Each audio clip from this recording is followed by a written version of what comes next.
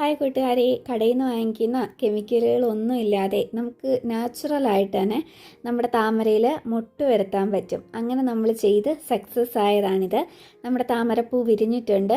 മൊട്ട് വലുതായി വരുന്നതിനനുസരിച്ച് ധാരാളം കുഞ്ഞു കുഞ്ഞു മൊട്ടുകളും നമ്മുടെ താമരയിൽ വന്നായിരുന്നു. നിങ്ങൾ കണ്ടിട്ടുണ്ട്, ഞാൻ നേരത്തെ വീഡിയോ ഇട്ടിട്ടുണ്ട്. അത്രയ്ക്ക് ശോഷിച്ചു പോയൊരു താമരയായിരുന്നു. അത് നശിച്ചു പോയി എന്ന് തന്നെ പറയാം. അങ്ങനെ ഇരുന്ന താമരയാണ് ഇത്രയും നല്ല ഹെൽത്തി ആയിട്ട് നിറയെ മുട്ടുകളോട് വന്നിരിക്കുന്നത്. ഇപ്പം 5-6 മുട്ടോളം ആയി കേട്ടോ നമ്മുടെ താമര വിരിഞ്ഞതിന് ശേഷം. നല്ല വെള്ള താമരയാണ്. അപ്പം താമരപ്പൂ വിരിഞ്ഞപ്പോഴേ അത് പിന്നെ അമ്പലത്തിൽ കൊണ്ട് കൊടുത്തു. ആദ്യമായിട്ട് വിരിഞ്ഞ പൂവല്ലേ.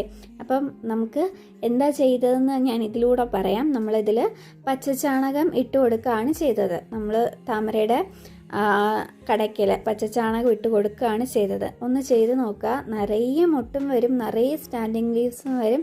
നന്നായിട്ട് താമര പൂക്കുകയും ചെയ്യും കേട്ടോ. അപ്പോൾ അറിയാത്തവരൊന്ന് ചെയ്ത് നോക്കുക. റിസൾട്ട് 100% ഉറപ്പാണ്.